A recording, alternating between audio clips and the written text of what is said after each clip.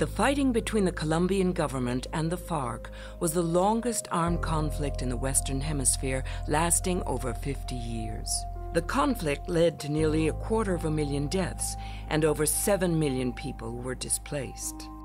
Women were one of the groups that suffered the most. These 50 years of armed conflict have been very difficult. Women are one of the populations that have suffered the most because they have been used as a weapon.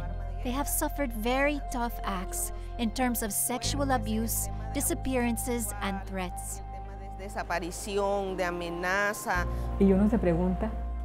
Girls were victims of sexual violence in the armed conflict at age 8, 10, 12, 14.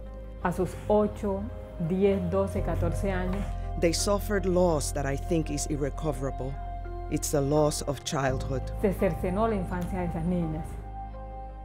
The road to peace was long. In many peace processes, women are excluded and gender issues are relegated to the sidelines. But Colombia was an exception. At first, it wasn't considered to be so important for us women to be on the inside and working on the process of agreements. For that reason, we had to be quite insistent. The government responded to civil society advocacy and created more ways for women to be involved. Women were included at the negotiating table. Women participated as negotiators, both from the government and from the FARC. Women also were experts of the peace process. They had their own subcommittee, which we supported as UN Women. And women from both sides of the divide actually worked together. Women served as advocates by speaking to hundreds of women around the country and holding summits to make sure women's voices were heard. They even traveled to Havana to testify in front of the negotiators. I think the exercise of taking women to Havana so that women could express their wishes, not for revenge, but to forgive in order to benefit the next generations. I think those were very important reconciliation exercises. Among the international community, too, groups like UN Women and the government of Norway played important roles in the Colombian peace process. What we saw and what we also experienced early on was really that the women themselves, but also the parties, they wanted to bring the women to the table. And we think, Norway, we think that the only way you can have a sustainable peace is really also to include women in the peace process. In November 2016, the Colombian government and the FARC finally signed a peace deal that was approved by Congress. I think this has been one of the few peace agreements in the world that has included gender perspectives. So from that point of view, the international community has a lot to learn. For his efforts to bring the half-century conflict to an end, President Santos was awarded the Nobel Peace Prize. Now, Colombia must work to implement the peace agreement. 60 years of armed conflict. That's considerable. And we still have the strength and the hope to keep working with each other. We are committed to peace. Many hope the success of the Colombian peace process can serve as a model for other conflicts. It's peace for the Colombians, it's peace for Latin America, and it's peace for the world. Peace with FARC just a few years ago was an impossible dream. And today we have it. This could happen in every conflict, and I hope it does.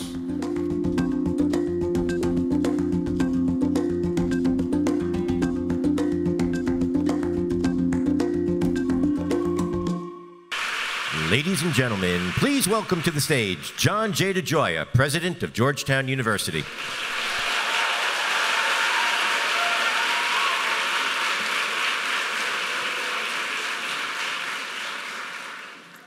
Well, good morning, everyone, and welcome to Georgetown and to Gaston Hall. It's a pleasure to be with you for this very special event, the presentation of the Hillary Rodham Clinton Awards for Advancing Women in Peace and Security.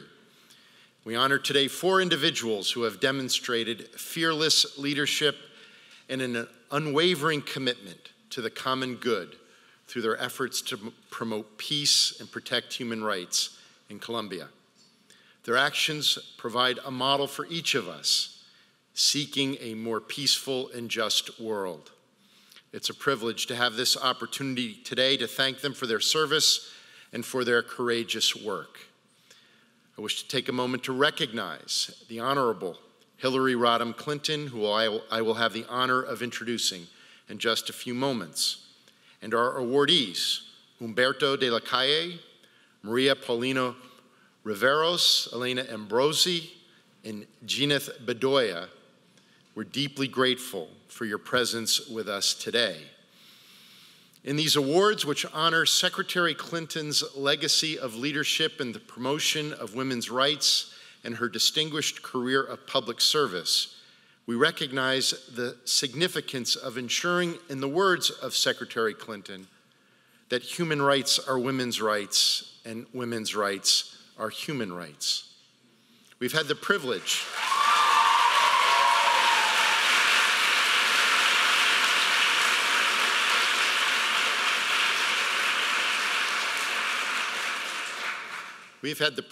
of welcoming Secretary Clinton to campus on many occasions. In December of 2011, she joined us for the launch of the U.S. National Action Plan for Women, Peace, and Security. And today she serves as the honorary founding chair of our Institute for Women, Peace, and Security. In the years since its founding in 2013, the Institute, under the extraordinary leadership of Ambassador Melanne Verveer, has convened leaders, scholars, and practitioners in dialogue. It has helped to forge and strengthen Georgetown's collaboration with organizations engaged in this work. It has provided a framework for our students to gain the understanding and experience to develop as compassionate global leaders committed to women's inclusion. And it has undertaken research to advance the broader dialogue on the role of women in conflict and peace. The work of this institute has a resonance with our identity as a Catholic and Jesuit institution, deepening our commitment to social justice and advancing our efforts to prepare young women and men to address the local and global challenges that threaten peace, security, and equality. It's an honor to come together today to present the Hillary Rodham Clinton Awards for advancing women in peace and security. In past years, we have presented these awards to His Excellency Staffan de Mistura, UN Special Envoy to Syria, to Professor Miriam Coronel Ferrer, the first woman chief negotiator of a successful peace process, the Right Honorable William Hague, then Foreign Minister of the United Kingdom, who brought to light the prevalence of sexual violence in conflict, and Dr. Denis Mukwege, a surgeon who worked tirelessly with women victims of violence in the Democratic Republic of Congo, and Andres Fogh Rasmussen, then Secretary General of NATO. This year, we are again honored to present the awards to 4 individuals whose abiding courage and exemplary determination played a pivotal role in securing peace in a country devastated by a half-century of war. Secretary Clinton will share more about their efforts in just a moment. Before she does, I'd like to introduce her. As many of you know, Secretary Clinton has championed the rights and role of women for more than 4 decades in the many leadership roles in which she has served. As First Lady of the United States, as Senator of New York, on the global stage as Secretary of State, and most recently as the first woman in our country's history to be nominated for president by a major political party.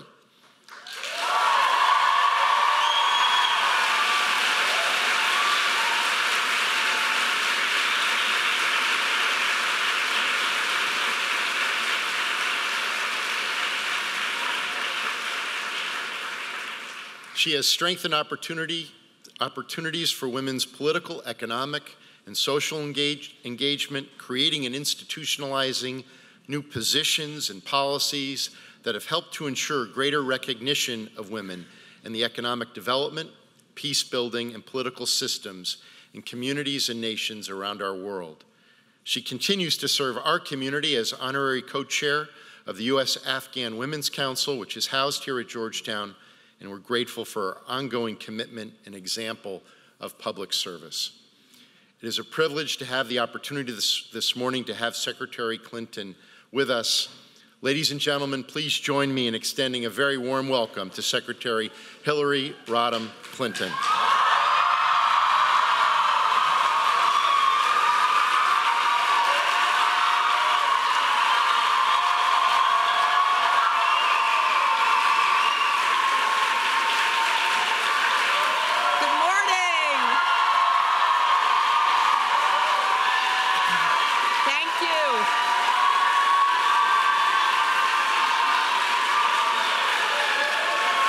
So much. Thank you.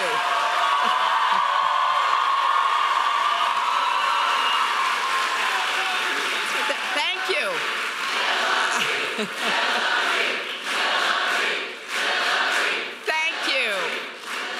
Thank you. Wow, let's do that again. It's one of, this warm welcome is one of the many reasons that I always appreciate coming to this campus, to this great university. And I am so pleased to have a chance to talk with you today about an issue that, as President DeGioia said, is one that has really provided the impetus for a lot of the work that is being done here at the university, particularly in the Institute, that has been the first of its kind anywhere in the world, studying women and security and the contributions that can be made.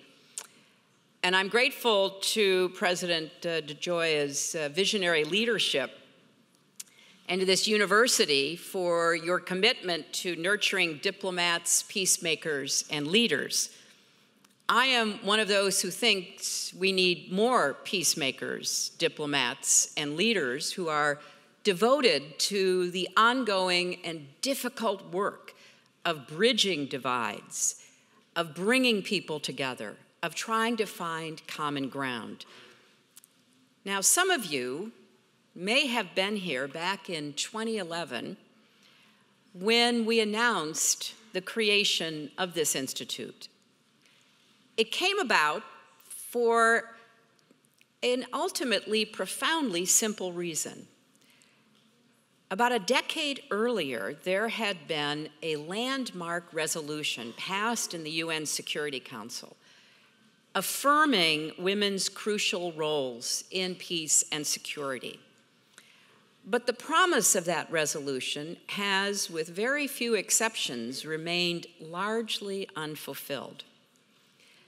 This is something that I talk often about with my close friend and predecessor, Secretary Madeleine Albright, who bleeds blue and gray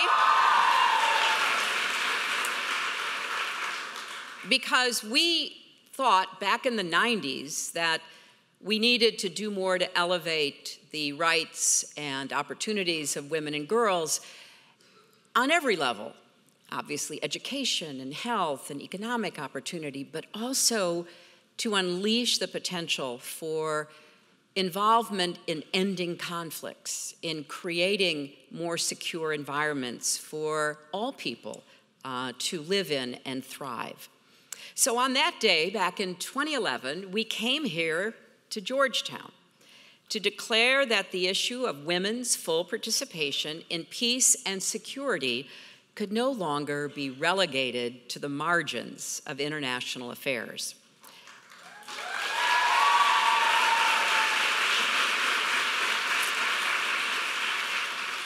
I believed then, and I have to tell you, I believe even more fiercely today, that advancing the rights and full participation of women and girls is the great unfinished business of the 21st century.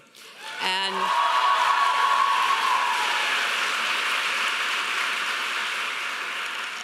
it seems self-evident. It's not only the right and moral goal for us to be pursuing, After all, women represent half of humanity, and we do have a fundamental right to participate in the decisions that shape our lives. But, and this is what I want to really impress upon you, this is strategic and necessary for matters of peace, prosperity, and security. It is not a partisan issue. It's a human issue. A rising tide of women's rights lifts entire nations. So each year, when I've had the chance to come back for these awards, I am inspired, although increasingly not surprised, to see how far this institute has come. Georgetown's very fortunate, in my highly biased opinion, to have my dear friend, Ambassador Melanne Verveer, at the helm, and backed up fully by the leadership of the university, because the leaders, as President DeGioia just read out, that you've recognized, women and men alike, have come from different backgrounds, certainly different countries, but united in the belief that women are not only victims of war, but must be viewed and help to become agents of change, makers of peace, and drivers of progress. That was the principle behind our efforts at the State Department in the first term of President Obama.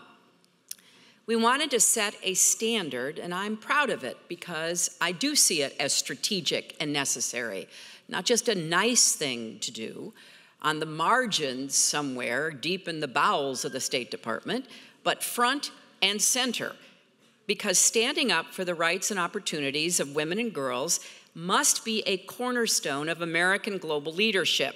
And therefore, it must be woven throughout our foreign policy with the resources, staffing, accountability, and attention needed to back up that commitment.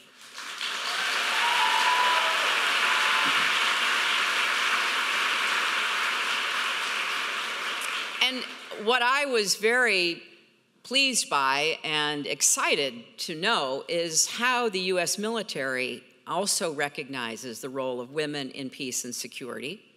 Over the years, I've had the privilege of working alongside and standing beside some of our military leaders right on this stage.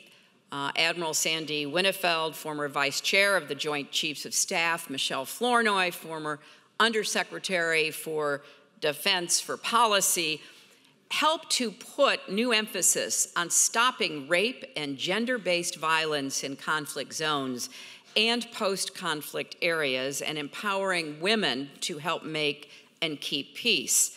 This is especially important now when we have across the globe more than 60 million refugees fleeing not only conflicts, but famine and drought and disease.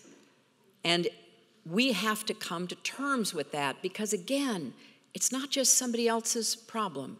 It will affect the stability of nations and regions, which in turn could very well bring problems, whether it be conflict and terrorism or disease and criminal activity to our shores.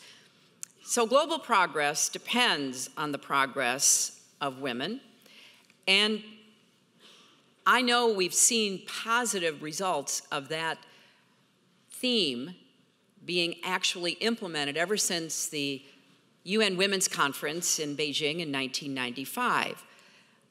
But I'm here also to say we are seeing signals of a shift that should alarm us all. This administration's proposed cuts to international health, development, and diplomacy would be a blow to women and children and a grave mistake for our country.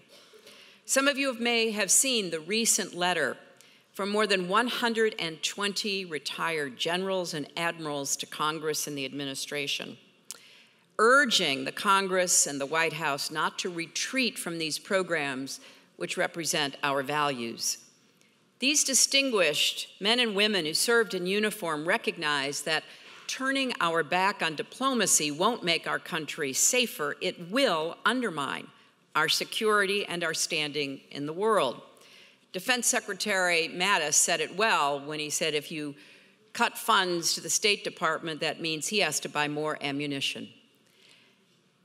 So the work that is done here at this institute, here at Georgetown, making the evidence-based case for the role of women and peace in security, is incredibly important. It's always mattered, but today it's even more critical. As this institute has grown, so too has the body of evidence, showing that when women participate in peacemaking and peacekeeping, we are all safer and more secure. Studies show, here I go again, talking about research, evidence, and facts.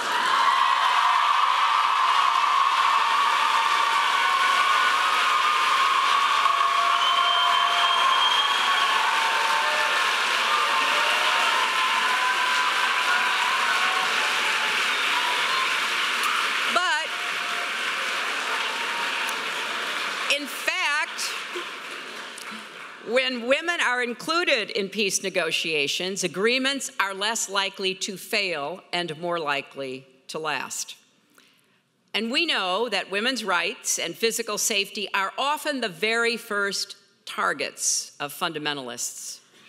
We also know that women are often the first to spot conflict on the horizon coming their way. And when their insight and information is ignored, it often leads to consequences that might have been averted. At a time when sexual violence continues to be used as a strategy by terrorist groups, when women are being recruited by ISIS and Boko Haram, evidence suggests that leaders who want to do more to guard against terrorism and violence should work even harder to help support and enable the participation of women. Now, before anybody jumps to any conclusions, I will state clearly, women are not inherently more peaceful than men. That is a stereotype. That belongs in the alternative reality.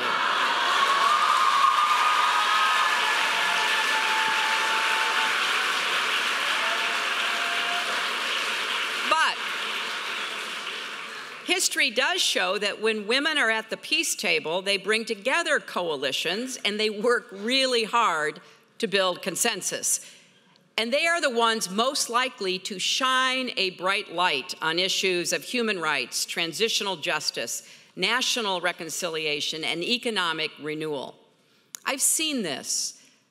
Over the years, I worked with the women of Northern Ireland and watched as they reached across sectarian divides to forge a lasting peace.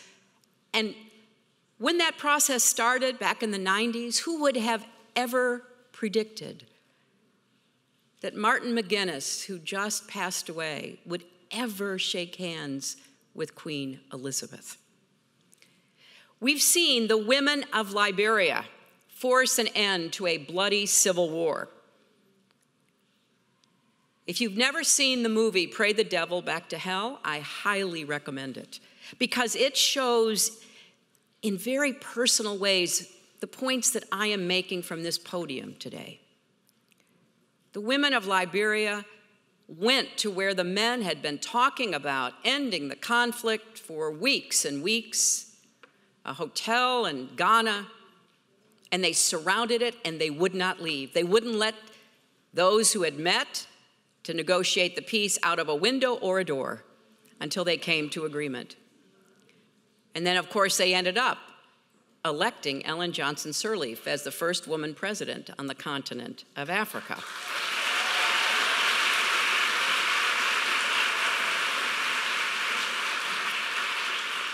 I have seen women in the Democratic Republic of Congo survive the most horrific, almost unimaginable abuse and cruelty, and then summon the resilience to rebuild and help others go on. And in Colombia, which you will hear much more about in a few minutes, a country whose trajectory I have followed intently for years, we've seen women organize, agitate, and negotiate to help bring to a close more than 50 years of bloodshed.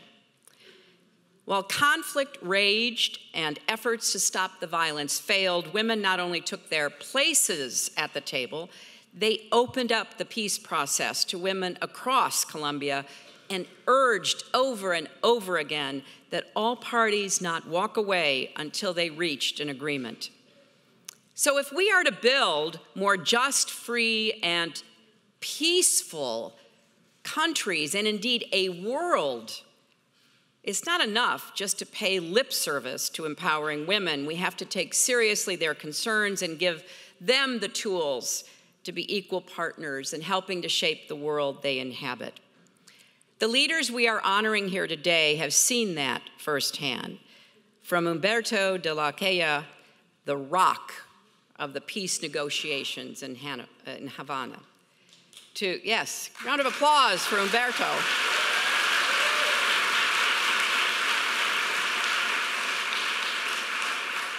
Maria Paulina Riveros, one of 2 women appointed to represent the Colombian government in the talks.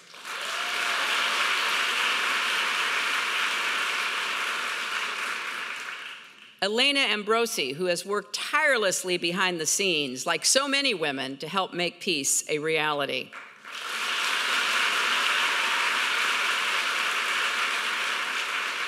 And to Jenith Bedoya Lima, a journalist who continued her pursuit of the truth and her advocacy for victims of sexual violence in the face of her own horrors.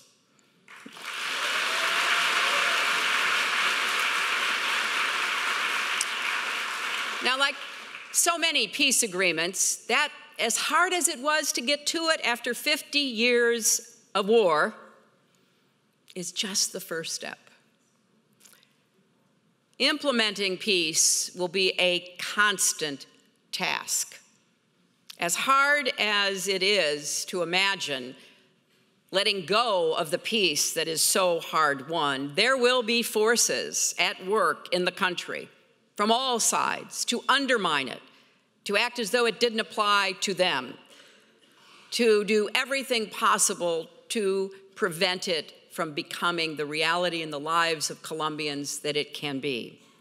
Yes, the work will require difficult decisions, transitional justice, and economic viability. But peace is truly within reach.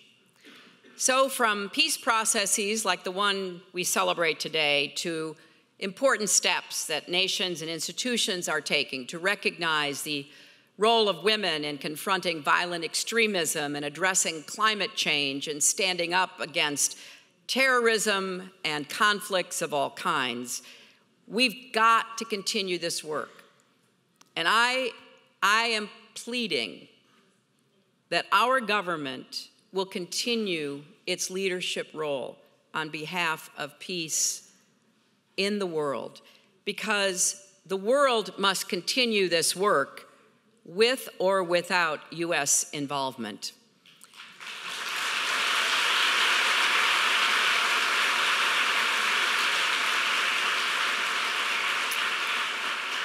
And the choice is ours to make.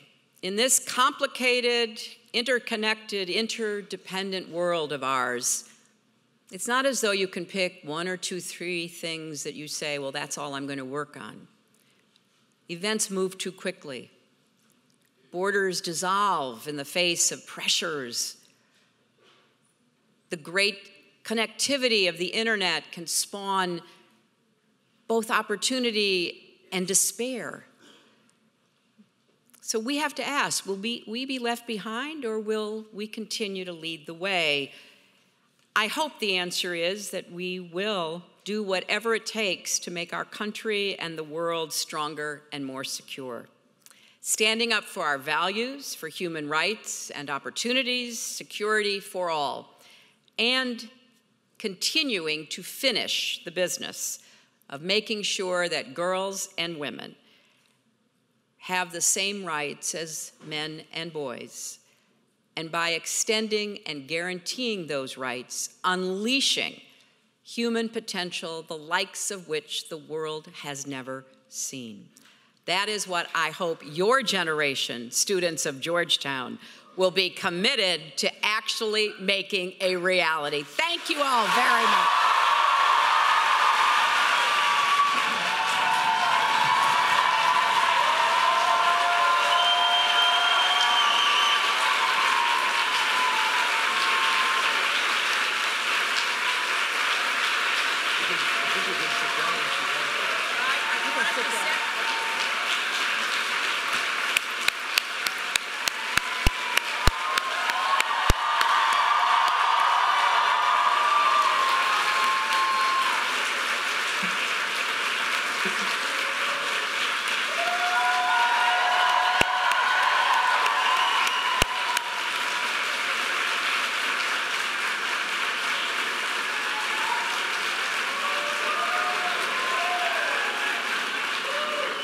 Secretary Clinton, it's clearly wonderful to have you back at Georgetown.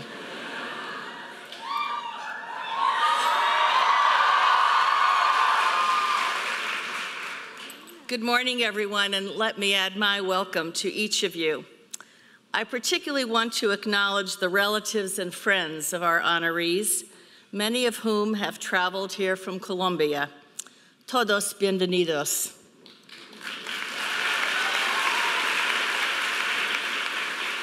And a welcome also to the representative of Colombia to the United Nations, Ambassador Maria Emma Mejia Velez, and she is a tremendous leader on these issues at the UN, so welcome to her too.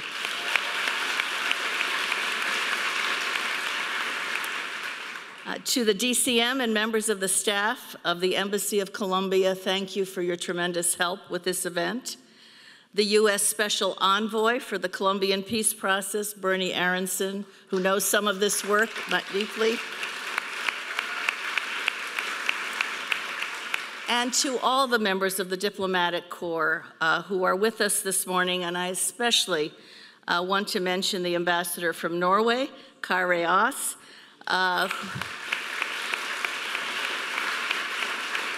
whom you saw in the film. Norway played a leading role in facilitating the peace process as a guarantor country, and similarly, the ambassador of Chile, which was an accompanying country to the peace process, to welcome to both of them because of the critical role their countries played especially.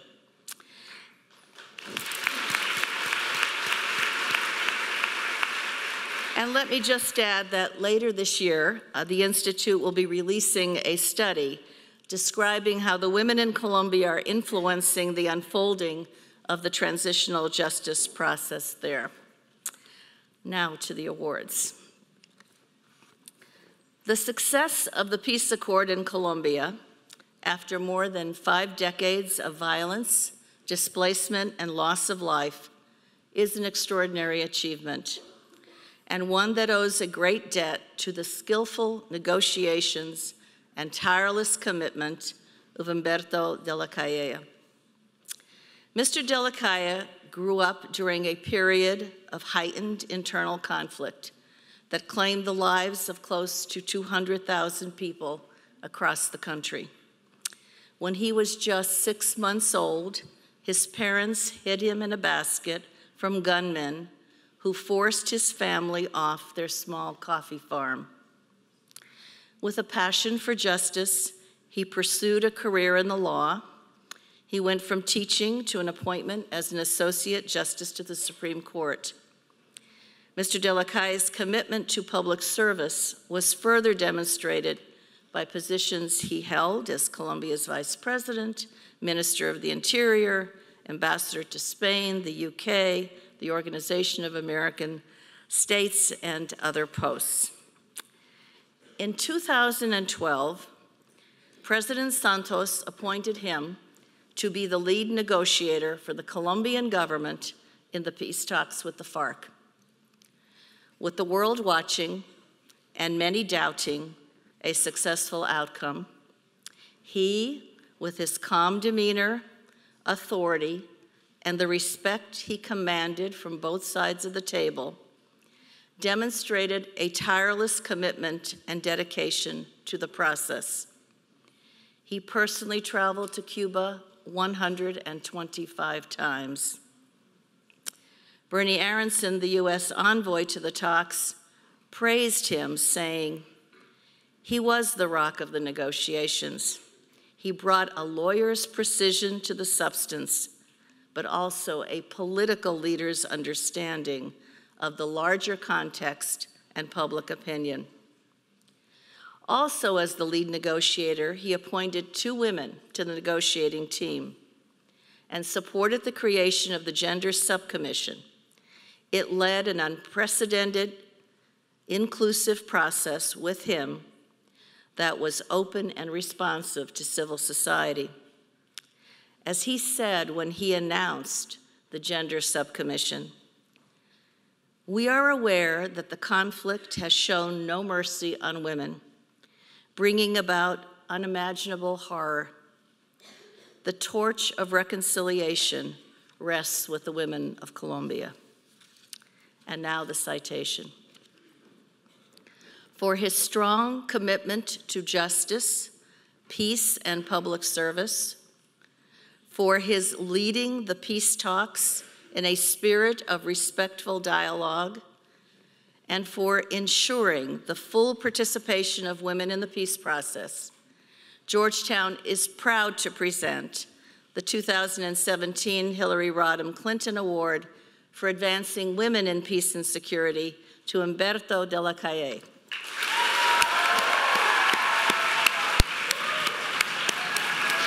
Congratulations.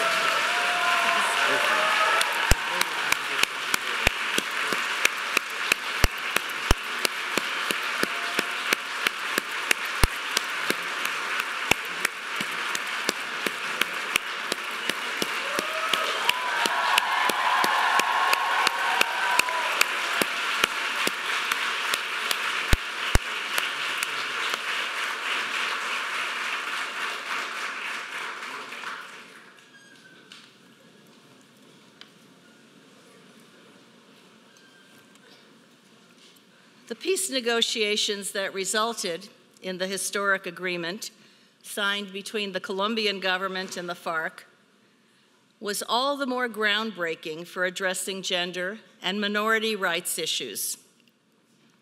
Following the advocacy by women's organizations at a summit in 2013, the Summit on Women and Peace that took place in Bogota, President Santos appointed 2 women to have full decision-making power on behalf of the government at the talks. Today, we are honored to have one of them, Maria Paulina Riveros, with us.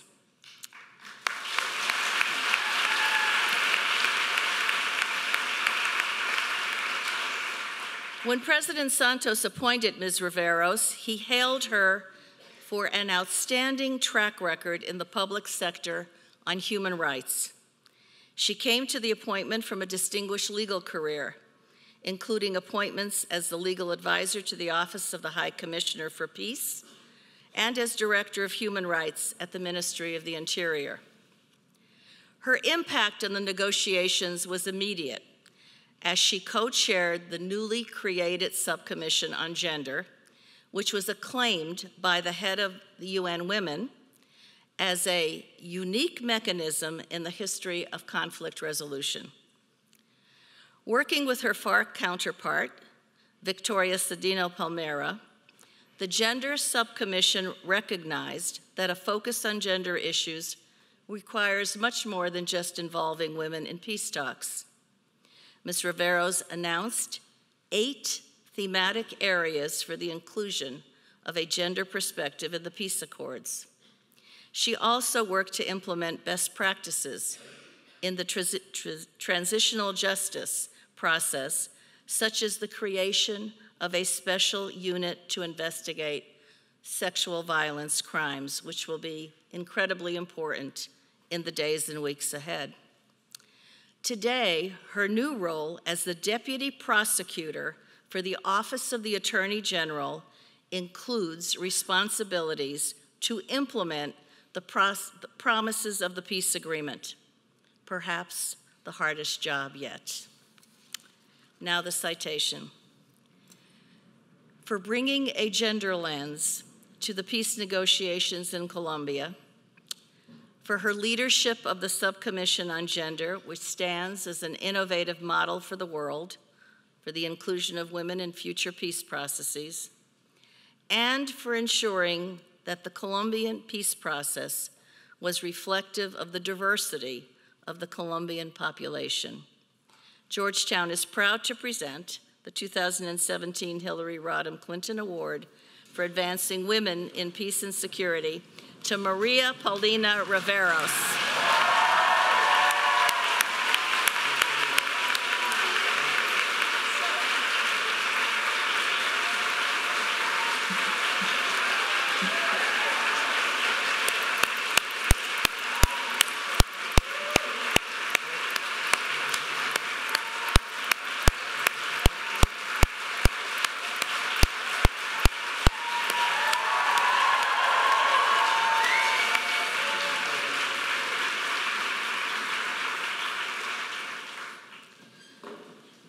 The Colombian peace negotiations were an arduous process that began with secret exploratory meetings in 2011. While much of the spotlight was on the leaders of the government of Colombia and on the FARC, behind the scenes was a dedicated, often invisible, team doing much of the heavy lifting. Today we honor one such individual, Elena Ambrosi, who represented the Colombian government as part of the Office of the High Commissioner for Peace. Ms. Ambrosi came to the peace negotiations from a distinguished legal career that focused on humanitarian law and international relations. Before joining the negotiations team, during the exploratory phase, she had been Human Rights Director of the Vice Ministry of Defense. She was one of only 3 female witnesses among the 17 signatories to the 2012 Framework Agreement. She understood that gender played a significant role in the conflict, and it must also play a significant role in the peace process. She worked to represent gender issues in the negotiations and supported the formation of the Gender Subcommittee. Through the long negotiation process, she worked outside the limelight to draw up the official documents for the plenipotentiaries of the government and the initial basis for the proposals that were discussed at the negotiating table. Today, she continues to defend human rights and ensure the success of the peace agreement as the Deputy Attorney for the Support of Victims of Armed Conflict and the Demobilized. We are pleased to be able to highlight Ms. Ambrosi's steadfast dedication and efforts to secure the peace agreement. Without her and countless other dedicated women and men who worked tirelessly behind the scenes, the Colombia peace agreement would not have been realized. Now to the citation. For being a driving force for an agreement that was inclusive and progressive, for ensuring that the peace process will forever be a model for women's participation and gender equality in future negotiations, and for her indefatigable efforts to secure a peace agreement. Georgetown is proud to present the 2017 Hillary Rodham Clinton Award for Advancing Women in Peace and Security to Elena Ambrosi.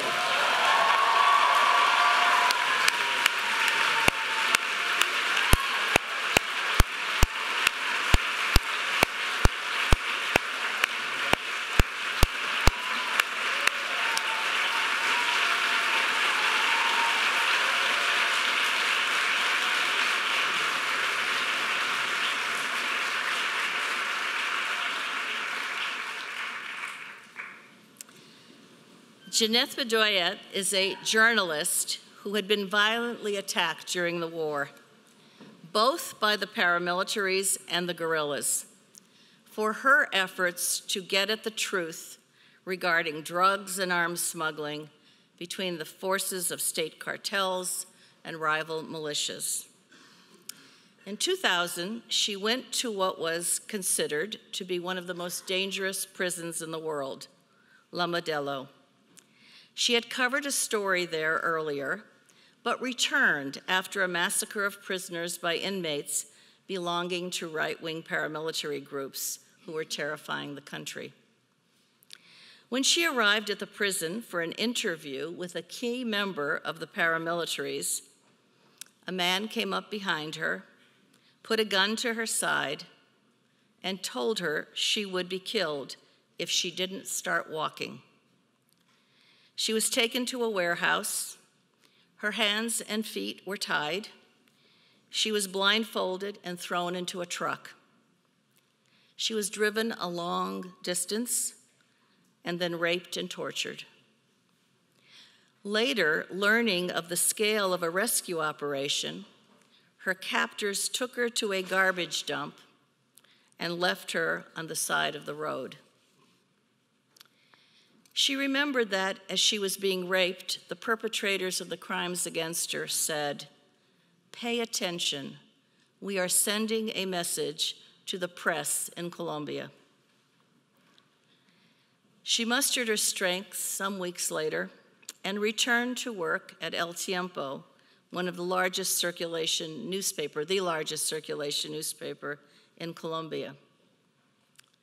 In 2003, she was traveling to meet with the FARC for a story when she and the photographer with her were kidnapped, humiliated, and beaten.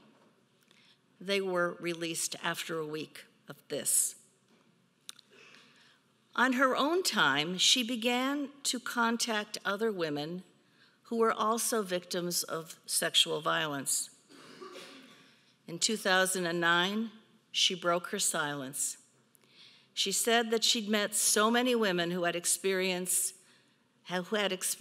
similar to hers, yet the state did not recognize these crimes. Only when she began to document sexual violence against women as a weapon of the war, she and others began to understand the scale of the violence and widespread impunity for tens of thousands of rapes. She pursued her own case, and when she did, she discovered that evidence had been destroyed, and her case has languished.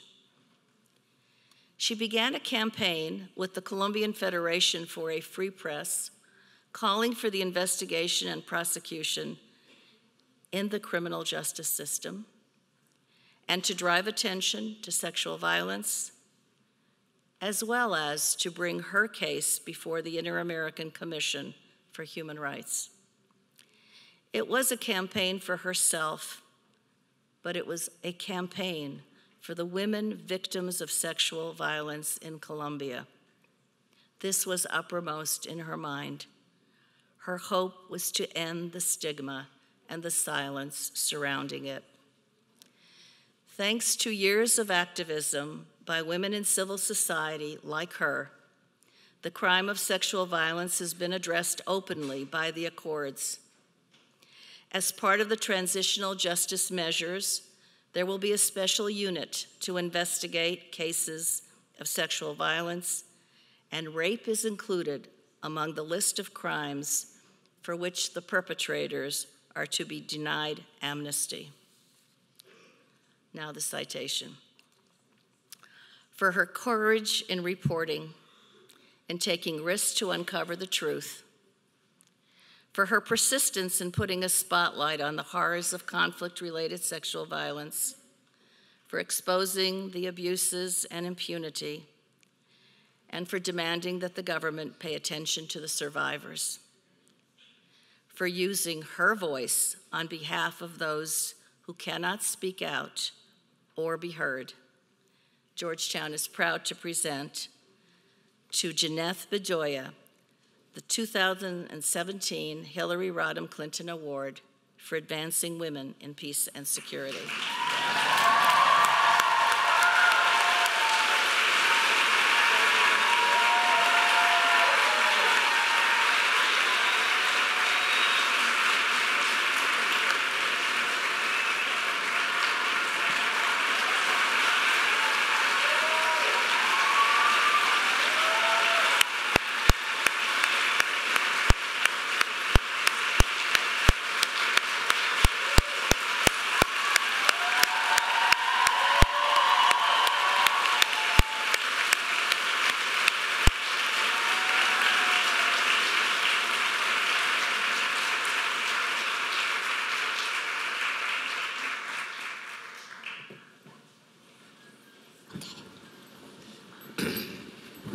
we're going to have a little conversation now with our wonderful honorees. I will throw out the first question, but then I have been given a number of questions that the students have asked to put forward. Okay. We'll get everybody with their translation. Are we all set? So let me ask each of you, what was the most challenging part of the process? And what today are you most proud of, even understanding that there is so much more to do to make this work? Should we start with you, Mr. Yes, thank you, Ambassador. I wrote a speech for today, but I am not going to read it. I will leave it in your hands, Ambassador. But let me say, before to answer, I am going to answer all the questions. Let me say 2 or 3 reflections about this. First of all, I would like to thank Georgetown University and the Institute for Women, Peace and Security for honoring the Colombian process, the negotiations with the award Hillary Rodham Clinton for advancing women in peace and security. It's a real honor for all of us for the process for the Colombian women. I say it from the heart. The Colombian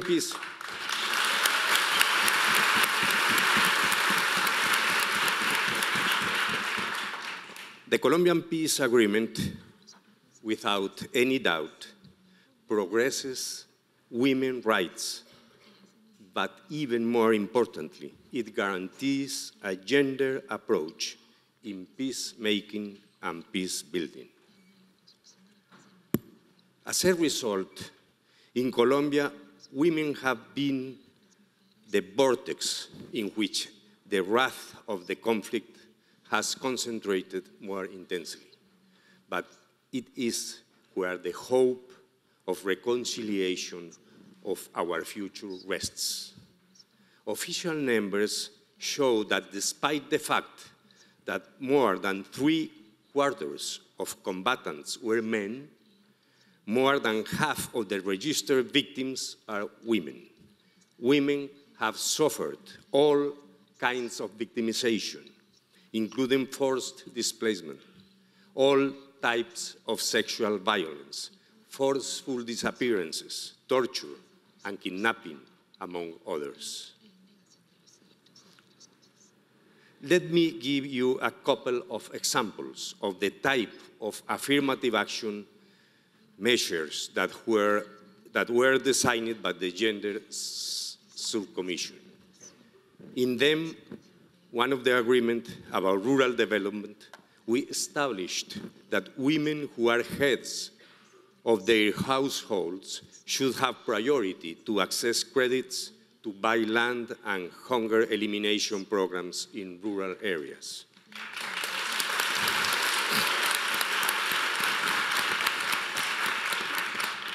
In item 2 of the agenda about political participation, the agreement states that the mechanisms created to expand democracy, such as the additional congressional seats to represent areas of the country most affected by the armed conflict, should encourage the participation of women.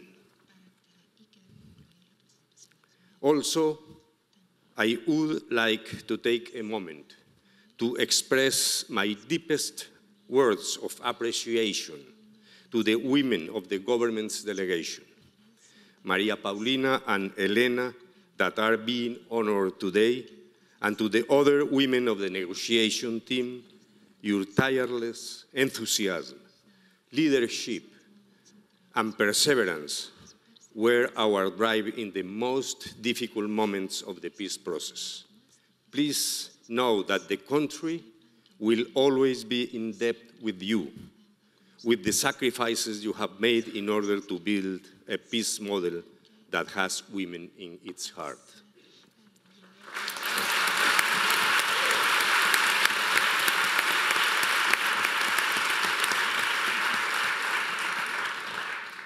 and for my wife here, thanks a lot.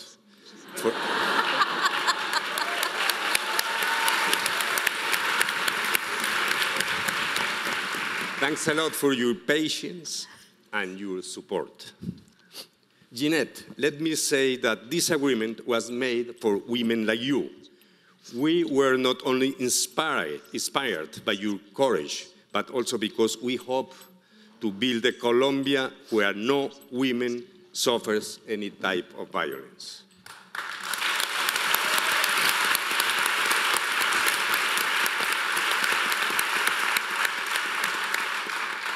Mrs. Clinton, your career is an example for all women and the world on the important role of the women can play in international politics and peace-building efforts.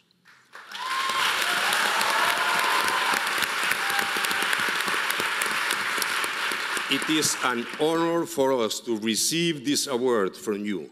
You have become an inspiration for men and women around the world. Let me invite you to Colombia.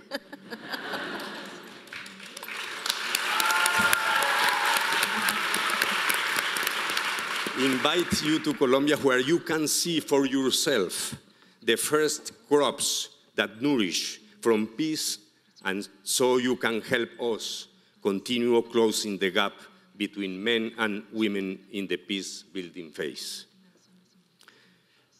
Finally, I cannot finish this speech without mentioning Bernie Aronson. Bernie's discretion and wisdom opened doors in the most difficult moments of the negotiation. Today, Colombia is one step closer to achieving a long and stable peace. However, I am convinced that we will only overcome violence when we remove from our behavior all traces of arbitrariness, typical of those who claim the imposition of ideal models, be them political, economic, religious, cultural, or gender-based.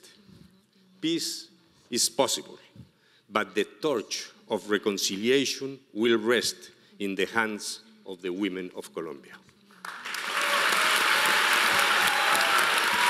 Thank you.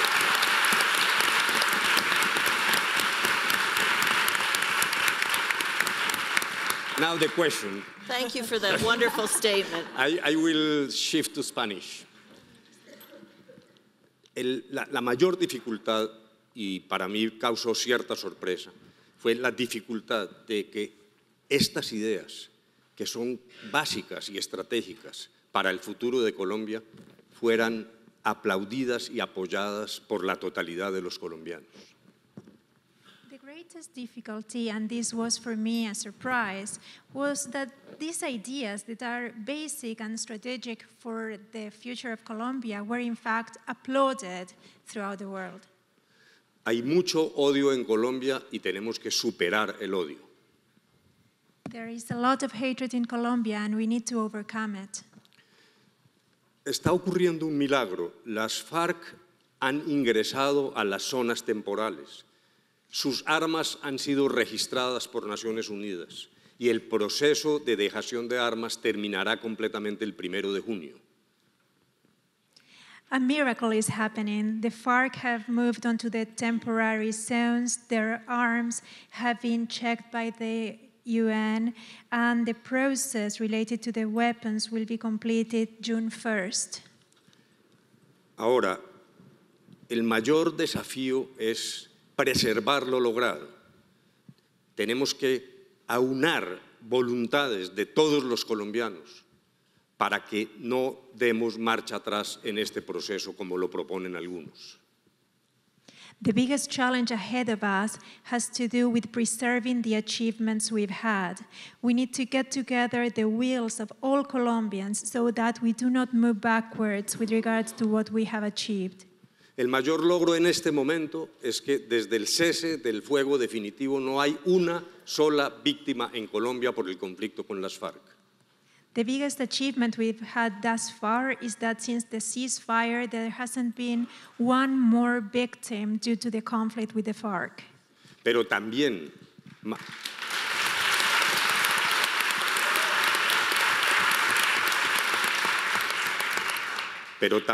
más allá de la terminación de la guerra, como lo dijo la señora Clinton, tenemos en lo estratégico el camino abierto para una mayor equidad, igualdad y para continuar impulsando los derechos de las mujeres en Colombia. But also, and going beyond the end of the war, as Mrs. Clinton was saying, we have a strategic opportunity now with this path towards equality and the rights of women after this war. Thank you. Maria Paulina, do you want to say anything? Gracias. Gracias. Yo creo que la mayor dificultad para mí al interior de la mesa de negociación fue hacer comprender la necesidad de cambiar de visión para entender la importancia que las mujeres han jugado en Colombia en todos los estadios del conflicto armado que nos aquejó durante más de 50 años. Thank you. I believe the greatest difficulty we faced when we were sitting at the negotiating table was how to make people understand the need for a change of vision so that we could comprehend the crucial role that women in Colombia have played during these over 50 years of conflict. Las mujeres en todos sus roles, en su lamentable papel de víctima, pero también en su papel de constructora de paz desde todas sus visiones, las madres, las familias, las profesionales, las asesoras, la mujer en toda su extensión y su papel al interior del conflicto y, por supuesto, de la construcción de la paz. And I am talking about the role women played in all of the spheres, women as victims, but also as peace builders, women that were mothers, family members, professionals, advisors, all of the women in their role during the conflict, inside it as well.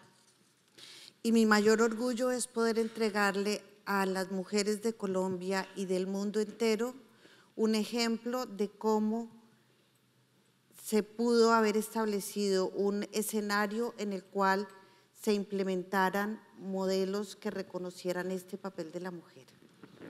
And my greatest pride has to do with the fact that today we can show women in Colombia and around the world this example of the establishing of a framework that allows women to behave in all of those roles.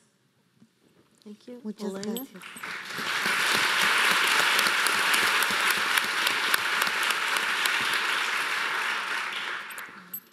Buenos días. Pues yo creo que el proceso, como cualquier proceso de paz, fue un proceso lleno de dificultades. I believe the process, as any peace process, was a process filled with difficulties.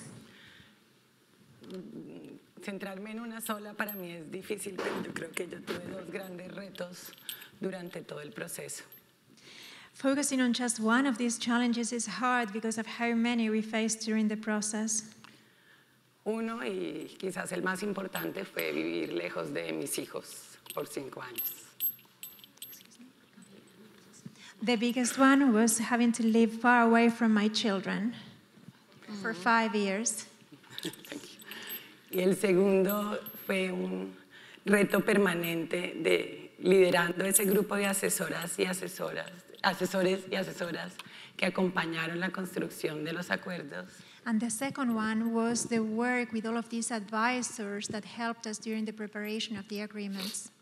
Pues, a contribuir a escribir esas 310 páginas conjuntamente con las FARC que reflejan, digamos, el mínimo o el básico al que logramos acordar con dos visiones completamente diferentes del país, pero que creemos que es lo que hay que hacer para superar el conflicto. And the drafting of those 310 pages together with the FARC, this was the minimum of what had to be done. And we were working with them even though we had these completely different visions of the country and of what had to be done.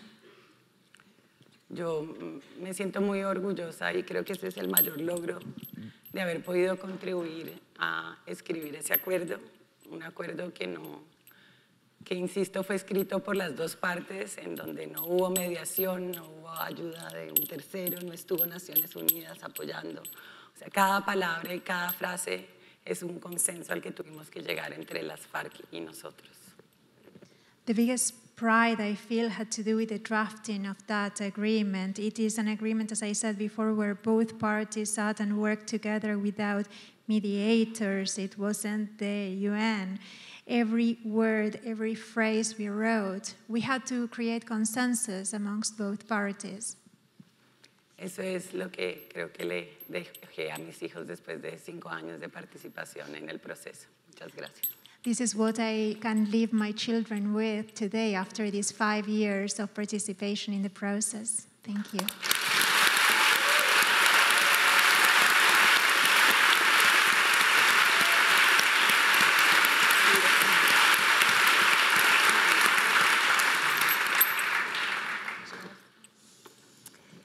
Bueno, quiero recordar unas palabras que dije hace 5 días ante Naciones Unidas. I'd like to remind you of words that I said 5 days ago before the UN.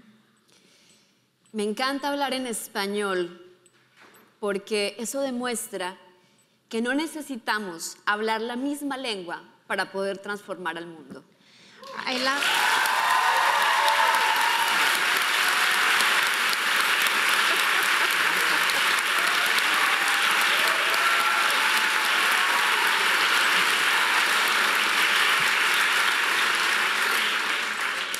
I love speaking in Spanish because this shows that we do not need to share language to be able to change the world.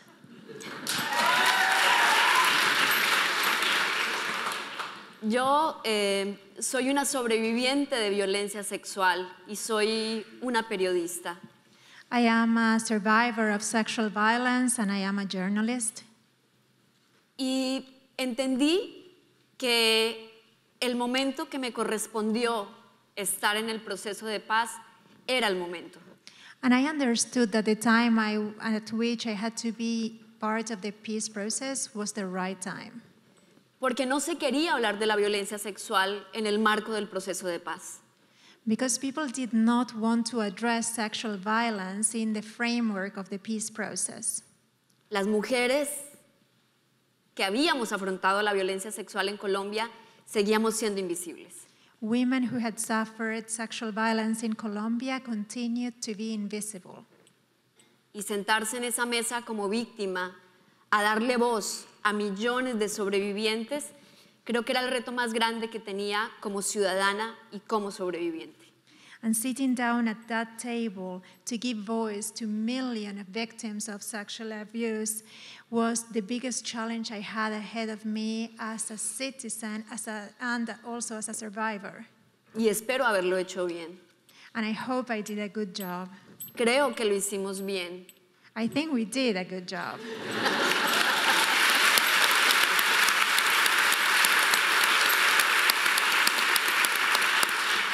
Porque las sobrevivientes de violencia sexual, no solo en Colombia, sino en el mundo, ya no somos invisibles.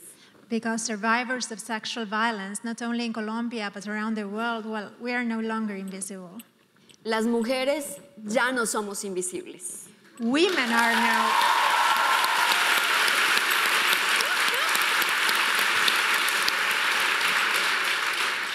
Women are no longer invisible. Y creo que eso es lo mejor que le puede dejar el proceso de paz y la participación de las mujeres a Colombia y al mundo. Las víctimas y las mujeres ya no somos más invisibles. And I believe that is the most important thing the peace process can leave for Colombia and the world. This peace process has allowed for victims and for women to no longer be invisible. Thank you. Thank you.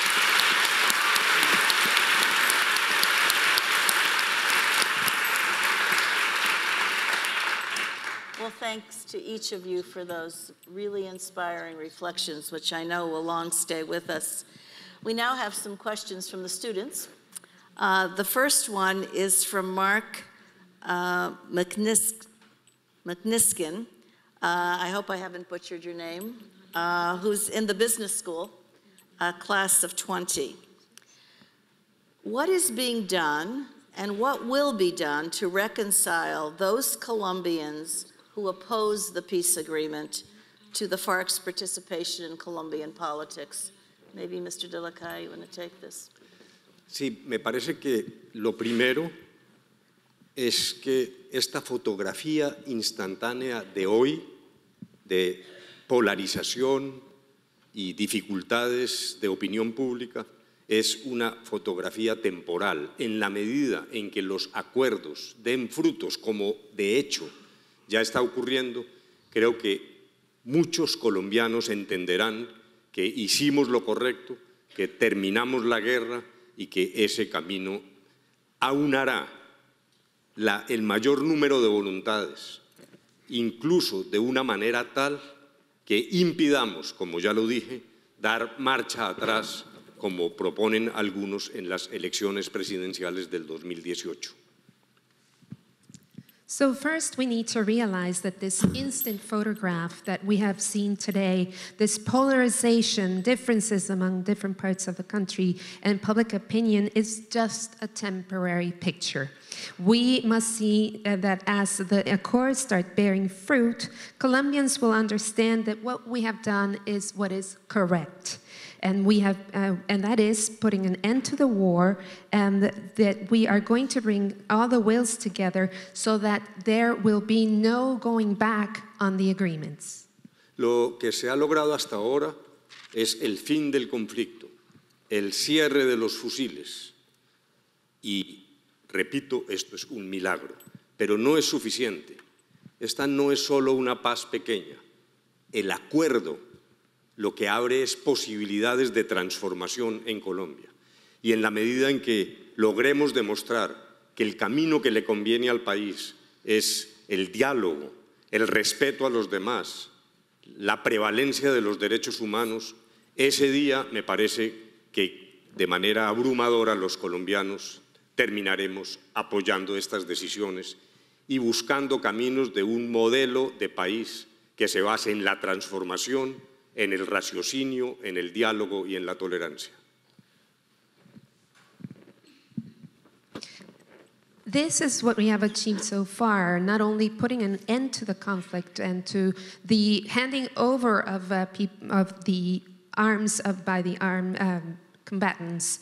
As I said, what has happened in a country is a miracle. We have to realize that this is no small feat. It is not a little peace. These agreements have brought about the possibility for transformation, and as we make headway, we will see that dialogue, respect, and the promotion of human rights will make Colombians understand that this is the way, the path that we have undertaken for transformation, peace, and tolerance. Thank you.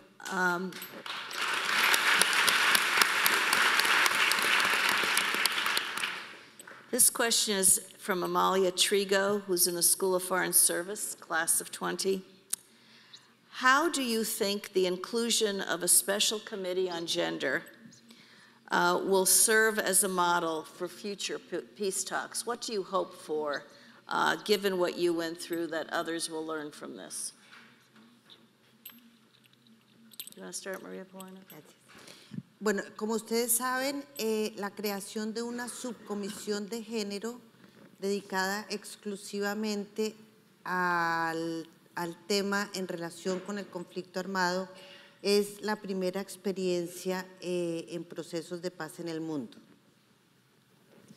As you all know, the creation of a gender subcommittee that is exclusively dedicated to gender issues within the context of an armed conflict is the first experience of this sort in the world. Es por eso que creo que como primera experiencia ya está mostrando frutos tempranos, uno de ellos el escenario que hoy nos convoca. That is why this first experience is starting to bear its first fruit, and an example of that is being on this stage today. Pero sobre todo servirá para que las mujeres en toda la extensión de la palabra But it will especially be useful so that women in every sense continúen participando como lo hicieron en la construcción del acuerdo, can continue participating as we have in the construction of this peace accord. En la implementación del mismo. And in its implementation as well. A nivel personal, puedo decir que, por ejemplo, en mi caso, personally, I can say in my case, servirá como mecanismo de implementación del asunto en los temas de administración y acceso a la justicia. It will serve as a mechanism to implement the administration of justice. Gracias. Thank you.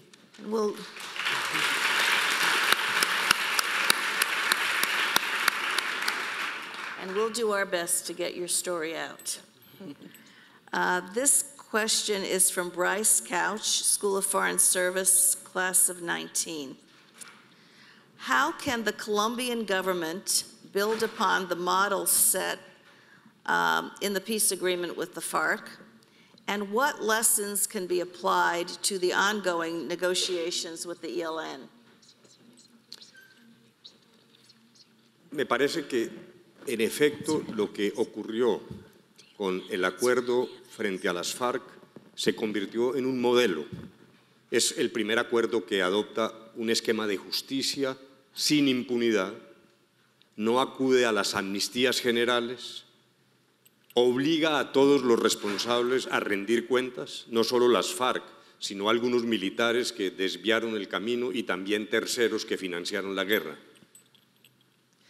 It seems to me that what has happened with the peace accord is that this has become a model. It is justice without impunity. We are not granting amnesty to those who have broken the law, and it resorts to accountability for all the parts involved, not only the government, but also the FARC and the armed combatants. En otras materias, el acuerdo es innovador. In another sense, the agreement is innovative. Por ejemplo, en el sistema de verificación del cese de la confrontación militar. For example, the system to verify the cease and desist of the military confrontation. Es la primera vez que se crea un organismo tripartito compuesto por ambas partes bajo la sombrilla de Naciones Unidas. It is the first time that a three-party organization or body is created, represented by both parts of the conflict, under the umbrella of the United Nations. Hay formas innovadoras de reincorporación de la guerrilla a la vida civil y a la economía legal. There are innovative ways of reincorporating the guerrillas into civilian life and the local economy as well. Hay un compromiso de las FARC de romper todo vínculo con actividades ilegales.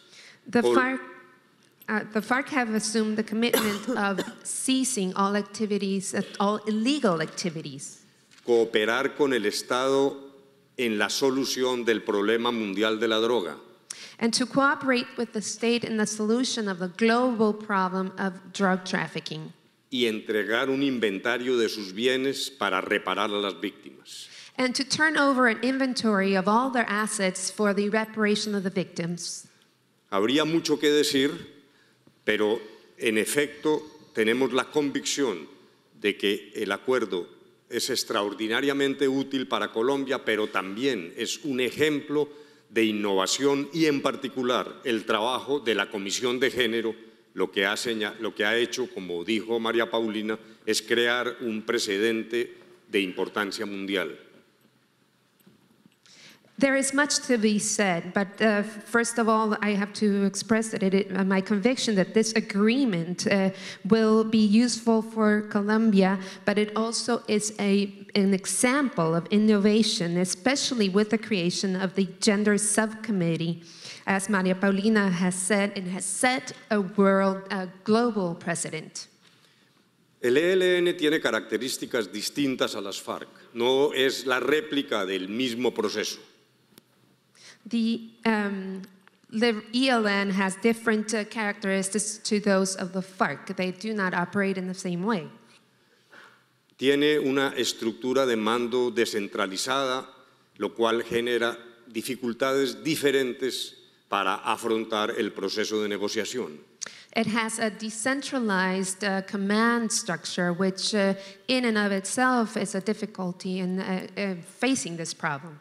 Pero nosotros creemos que va a fructificar también este proceso, porque no es la hora de las armas, no puede haber mezcla de armas y violencia, y creo que el ELN terminará entendiendo que esta es la oportunidad histórica para igualmente incorporarse a la vida civil y política de Colombia.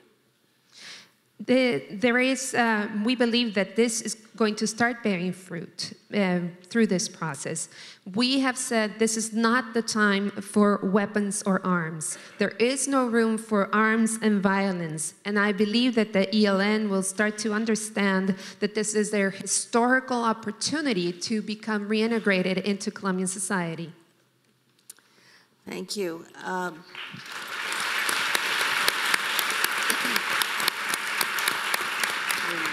We're coming to the end of our time together, but I'm going to ask this last question, and then at the same time, perhaps we can have a final word from each of you that you would like to leave us with, based with your experience, and more especially going forward now. And this question is about going forward.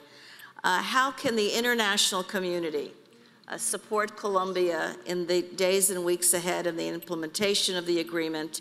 And how can we support civil society as the implementation goes forward? So everybody can weigh in. You want to start, Jeanette? Okay. Creo que la comunidad internacional juega un papel muy importante en este momento. I believe that the international community has a very important role to play at this time. En especial este país. Especially this country. Cuando se firmó el proceso de paz y llegó el nuevo gobierno a Estados Unidos, when the peace process was signed and a new government was inaugurated in the U.S., los líderes sociales en Colombia, las víctimas, los sobrevivientes, tuvieron cierto temor. The social leaders in Colombia, leaders, survivals, we all felt some sort of fear. Porque se dijo que tendríamos que volver a esa época del Plan Colombia, cuando se invirtieron tantos millones en armas y en helicópteros para atacar el narcotráfico. We feared that we would have to go back to the times of the Plan Colombia, where millions of dollars were spent on weapons and helicopters that were used for the fight against drug trafficking. Y creo que Colombia en este momento está transitando por un camino muy diferente. But I believe that Colombia has now taken a very, very different path. Así que lo que debemos apoyar es esos proyectos sociales en las regiones que son los que realmente van a transformar el futuro del país. And what we truly have to support are the projects that are being implemented in the regions that will really make a difference in the peace process. El futuro de Colombia está allí, en apoyar todos los proyectos sociales, en darle una nueva cara a un país que lleva 52 años en guerra. Colombia no necesita más guerra. That is where the future of Colombia lies, is spending more in social projects so we can give a new face to our country, a country that has been besieged by 50 years of civil war. Es el mejor apoyo que nos puede dar la comunidad internacional. That is the best support we can get from the international community. Thank you. Thank you.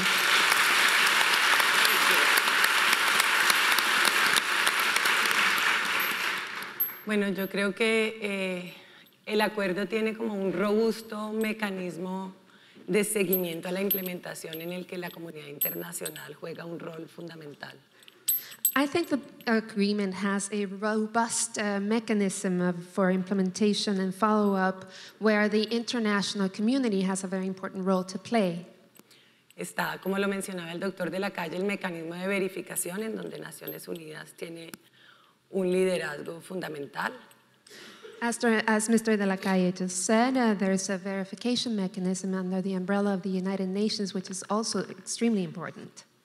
Y hay una serie de países y organizaciones que acordamos para que acompañen cada uno de los puntos de los acuerdos. And we have assigned a list of countries and organizations that will be in charge of enforcing the implementation of the accords. Yo creo que es un momento en que la comunidad internacional debe apoyar en el seguimiento a la implementación con apoyo técnico. I think this is the right time for the international community to support us in the implementation and the follow-up with the help of technical assistance. Pero sobre todo con el apoyo también a las organizaciones sociales. But especially by supporting our social organizations. El acuerdo de paz colombiano se va a construir con la participación de las organizaciones en los territorios. The peace accord in Colombia will be built on the basis of the support that we will receive from different organizations in the regions. Nosotros tenemos enormes liderazgos en el territorio que tenemos que apoyar técnica y económicamente y fortalecerlos para que realmente jueguen un rol fundamental en la construcción de la paz. We have amazing leaders in these areas that we need to support with technical and economic support so that they can complement and bring fruit to this peace process. Y un poco para responder la pregunta de la embajadora, ¿qué mensaje quisiéramos dejar? Yo creo que el acuerdo de paz colombiano es un gran ejemplo porque es un acuerdo incluyente. And also to answer the question that was asked, I believe that the Colombian peace process has been an amazing example because it is an inclusive agreement. Es un acuerdo en el que el centro son las víctimas y sus derechos. An agreement that is based and focused on victims and survivors. Pero también es un acuerdo que quiere contribuir a superar la histórica condición de desigualdad de las mujeres. And it is also an agreement that is going to help overcome the historical condition of women in the country. Y adicionalmente se centra en los derechos de las minorías étnicas en Colombia, de indígenas y afrodescendientes. It also focuses on the rights of the minorities in our country, which includes indigenous peoples and Afro-descendants.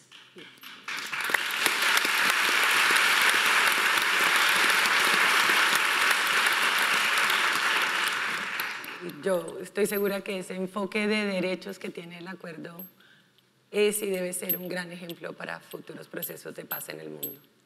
I believe that this main focus on rights that our agreement has had is going to be a wonderful example to other peace accords in the world.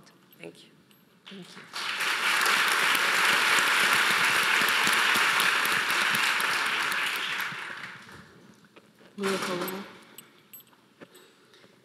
Bueno, creo que mis compañeros ya han dicho la mayoría de las cosas, pero quisiera agregar que el mayor aporte que creo que puede brindar la comunidad internacional al proceso es entender que no es un asunto de un solo país y el gran apoyo que ha brindado la comunidad internacional, tanto desde la perspectiva económica como desde la perspectiva política, ha sido fundamental como motor para que la paz pueda ser una realidad en Colombia, que hasta ahora comenzamos y que ese apoyo que nos brindaron durante todo el proceso va a resultar igualmente fundamental en la implementación del mismo.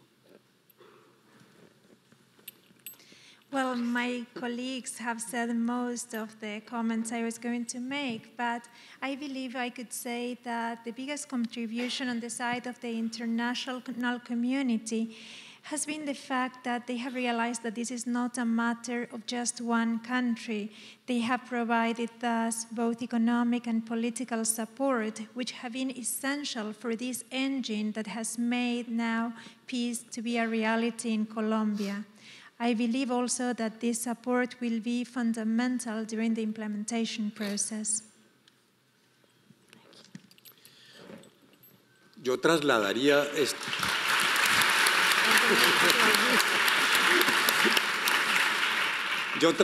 esta misma pregunta a los colombianos. ¿Cómo se explica que hay un apoyo unánime de la comunidad internacional y que en Colombia estemos empeñados en discusiones, algunas de ellas muy pequeñas? I would change the question and ask Colombians themselves. How can you explain the fact that there is so much international support for the peace process, while in Colombia there are some that are still focusing on such minor matters? Y quizás la respuesta es que muchos no han entendido que el acuerdo se proyecta hacia el futuro, que genera oportunidades de transformación. El acuerdo no es solo una cuestión militar, no es un tema de presupuesto, no es solo un problema burocrático, es un problema espiritual, es un asunto espiritual, es en el espíritu de los colombianos donde surgirá la reconciliación. And the answer has to do with the fact that some do not understand that this has to do with the future of the country. This is an opportunity for transformation. Here we are not talking just about a military issue or a bureaucratic issue. This is a spiritual issue because it's only in their spirit that Colombians are going to find the space for reconciliation. Que la reconciliación es posible lo acaba de demostrar en presencia de ustedes Ginette Bedoya. Ella es una víctima.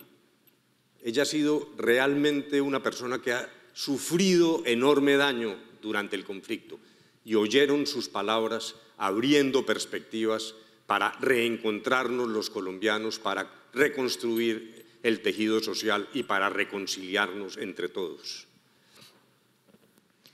The fact that reconciliation is possible becomes apparent when you hear Ginette Bedoya. She is a victim. She has suffered terrible things, but you can see in her words the opening up of this space for reconstruction of the social fabric of Colombia. Sobre el papel de la sociedad civil, realmente allí es donde nos jugamos la paz, los colombianos. Allí es donde nos jugamos la posibilidad de una paz firme y duradera. La paz no es del gobierno, no es de los negociadores, no es de las FARC. La paz es de todos los colombianos.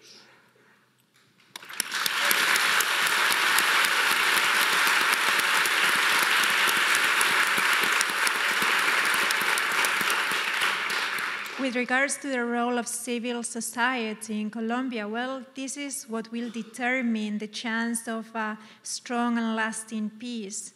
Peace does not belong to the government, it does not belong to the negotiators, it does not belong to the FARC. Peace belongs to every Colombian.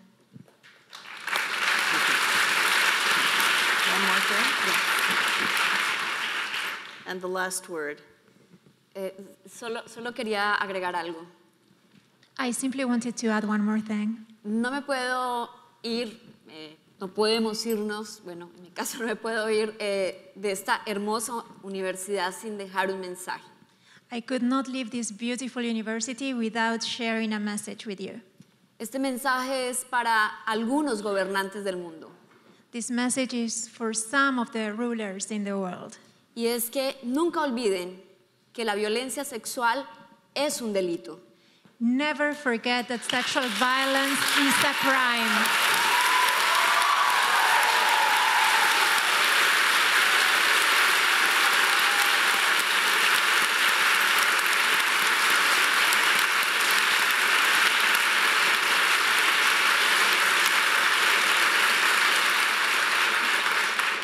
que esos gobernantes no olviden que la violencia contra las mujeres es un delito. Those people in office cannot forget that violence, sexual violence against women is a crime. Y estamos listas, las mujeres de muchos rincones del mundo, para seguir levantando la voz y reivindicando nuestros derechos. And we, the women in many corners of the world, are ready to continue to raise our voices and fight for our rights. Ustedes también lo tienen.